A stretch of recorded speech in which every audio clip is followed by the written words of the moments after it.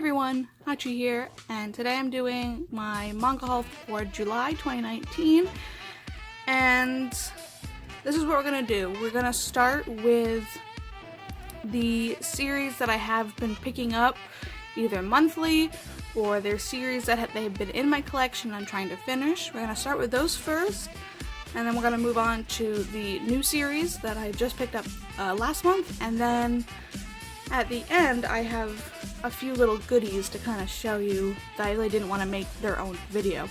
So with that, let's get started, and we're going to start with Mermaid in My Tub Volume 6 and 7. Volume 6 and 7. And that will complete me, or catch me up, with this series. I'm not really sure what's going on with it. I don't know if it's still ongoing or what, but as of right now, that's all that's out, at least in English. I don't know about in Japanese. Either way, yeah, I still enjoy it. It's still a fun little story.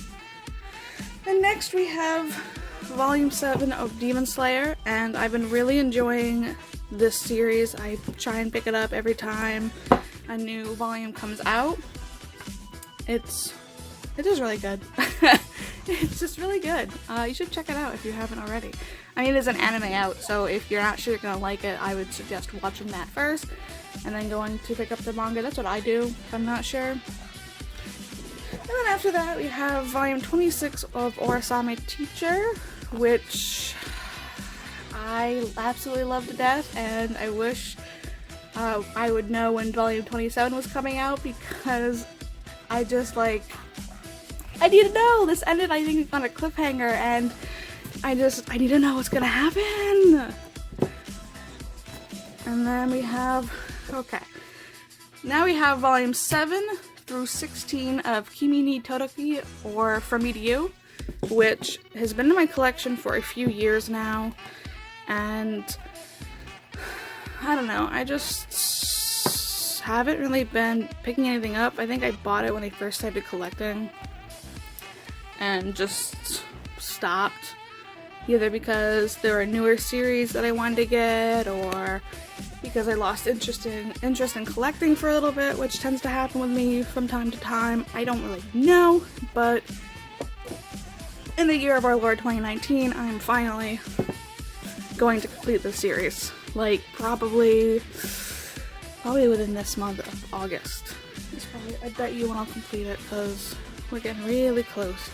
But this series, I don't know what it is. I don't know if it's where I am in my life right now or what's going on with my own relationship, but this series just kind of hits me hard in a good way, and I always just want to keep reading more volumes. I want more, I need more. But it's definitely, I might do a video on this to explain more in depth than in my manga haul, because this is not the place for that. And now I have 16, and that's it for Kimi ni Todoroki. And next we have So Cute It Hurts volumes 11 through 15, which completes the series 100%. Yeah, I liked it. I mean, I thought there were some parts that were too much, just too unbelievable. There were a couple things that just happened that kind of took me out of the story. I was just kind of really? I mean, okay. But yeah, it's definitely cute. I told myself to remember this when I got these volumes, but a couple of these volumes were actually wrapped in plastic wrap. So, you know that, you know. And then finally, the last volume for the ongoing series is To Your Eternity Volume 10, which just, it keeps getting better and better. It really, really does. I mean, more characters, more story, and I gotta wait for the next one, which is gonna kill me, because I just gotta know, man. Gotta know what's going on with Fushi. We gotta know. Alright, so that wraps up my ongoing series. Next is all the series that I got new for July. So that's we're going to start with Waiting for Spring Volume 1 through 10, which catches me up completely. Volume 11 doesn't come out until December, I think. So it catches up completely. And these volumes, I don't know what it is with these particular ones, or, you know, Amazon, but these volumes have been the ones that have gotten damaged the most. This one you can kind of tell has a tear right in the cover, and I not 100% is also like that. It's just, I don't know if it was like that when I got it, or I did that myself somehow. But I noticed that a lot of these volumes, these particular ones, have little damage marks on them, which isn't awful for me. Like, it's not a series that I'm absolutely like in love with, and oh my god, there can be no damage on this series, I'll cry. It's just more of an annoyance. The tear on that cover is probably the most annoying, because I hate it when the covers are damaged. That's why I put all my volumes cover up, personally. But the series is alright. I mean, it's a shoujo series. I did a video on it. It's your shoujo. I mean, I didn't think it was really doing anything special personally. I do love these covers though. I absolutely love it when covers are all colorful like this, and especially with these, they're all, you know, all in color. So it's just nice. What am I doing? Here we go. But yeah, I've read all these, so you know, I mean, I'm still loving it. It's still fun to read. It's just not. And then also this one, I noticed this. This is printed slightly off, which, again, it's more of an annoyance than anything. I mean, it's not like, you know, there's pages of another manga stuck in there. You know what I'm talking about. You know. And this is the last volume, volume 10. So that is everything for Waiting for Spring. I keep trying to say Waiting in Spring, which I might have said by accident. That's not what it's called. Waiting for Spring. And next, we have Skullface bookseller Honda-san, which I actually love this series. I actually watched the little short anime that they had a couple seasons ago and fell in love. I loved it so much. I was like, man, too bad we'll never get, you know, the manga in English, because for some, I didn't think they were ever gonna localize it. You know, personally, I just thought, I don't know what I thought. I just thought, who would want to read this besides me? But then they did, and I pre-ordered it, and I was like, oh hell yeah! And please read this. It's just so funny. I love it.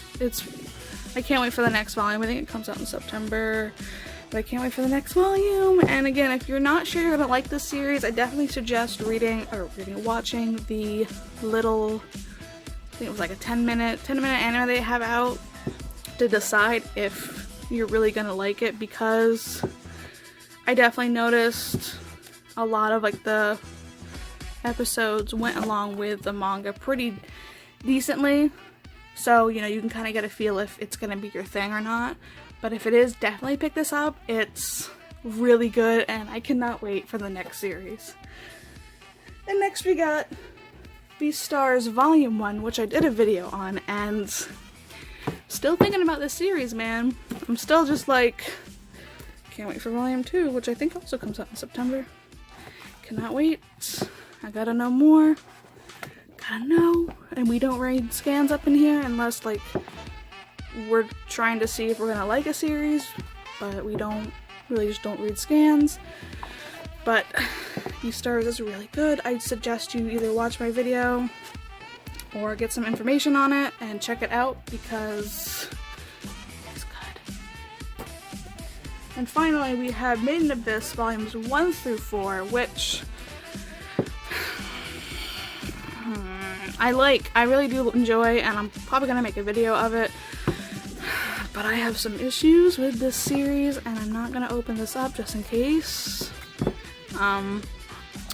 It's definitely kind of a darker series, but as you get through the volumes, you kind of get used to it, and it's more shock factor than anything. I will say the one issue with this series, and if you're not down to clown with it like I am, I'm not down to clown with it either, and I'm not really sure if I'm going to continue this series. It really just depends.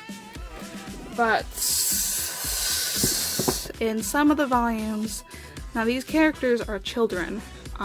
In some of these volumes, they show these children naked, and I'm not with that. That makes me very, very uncomfortable. The only reason I'm still reading this is because they're usually only shown a page and that's it. I think in one volume there was 2 pages of it, but again, I'm not with that at all. That makes me extremely uncomfortable. I don't know if that continues through the later volumes. I'm gonna have to look that up myself and then decide if I want to continue the series, but I'm warning all of you out there who don't know that and don't want to see that at all, that yes, in the very first volume you see it, like the main character is strung up naked and you see it, and it's very uncomfortable, and just I don't like it, and I don't think it should be there personally. I don't think we don't need that. But anyways, other than that, I think it's a pretty good series. The story is crazy. The mystery really draws me in. For the most part, it's just, I enjoy it besides everything else. So now that the manga is done, we will show off my goodies. And the reason I'm not doing a separate video for this is I don't buy a lot of these typically, so I don't want to make a separate video and then, like, you know, it's my own weird logic where I just don't feel like doing that. So we're gonna start off with the 5 figures that I got for this month. I'm gonna start with All Might. Now, I love All Might, but this figure has an issue. Can you spot it? Can you tell? It's this hand right here. I don't know if you can tell, but this hand right here is a lot darker than this hand. You can see glue or whatever here. I mean, it was only like $20, so it's kind of like, what do you expect, I guess? But it was a little disappointing because I love All Might either way. I do love this figure, and I have another one of his pre-ordered, so hopefully that'll come in better condition. Who knows? And then after that, we have Todoroki from, of course, My Hero Academia. And he came out really nice. I love him, and I'm always happy to have these, like, statues. I call them figures, but they're statues. And they're just really nice. For like $20 or $18, something like that, they're cheap enough, I think, but they're pretty good quality. I mostly pre-order these, really, so I don't know if just pre-ordering guarantees better quality or what. I don't know. And then we have my baby, Vegeta. I love him so much. The only issue I have with this statue is I don't like this. What's going on with his whole thing? Is he supposed to be in the air and falling? Is he supposed to be jumping? Vegeta, what's going on? Huh? What's going on with you? But either way, this is a nice, solid statue, except for if you look at a certain angle, his neck just looks kind of weird, but we're just not gonna look at it like that. But, you know, there's Vegeta, and finally, we got 2 more. Let's see, where the fuck is this? We have We have Halloween Town Sora, which I took out of the box, which feels kind of like a mistake because these are a pain. Oh my god, he's not even on his thing. He was a pain in the butt to get out and put together. He really was, and that's why I didn't take the other one out. But yes, I waited for him for months, and I'm happy to have him. And now we have the Christmas Town version, and I did not take him out of his box because I just did not feel like fighting with all that, and it's just maybe one day. Maybe one day. But that is everything for this last month. That's it. That's all I got for you. I hope you enjoy. Let me know what you thought in the comments. Follow me on Twitter. I'll have it linked in the description. I'll see you guys later. Bye bye.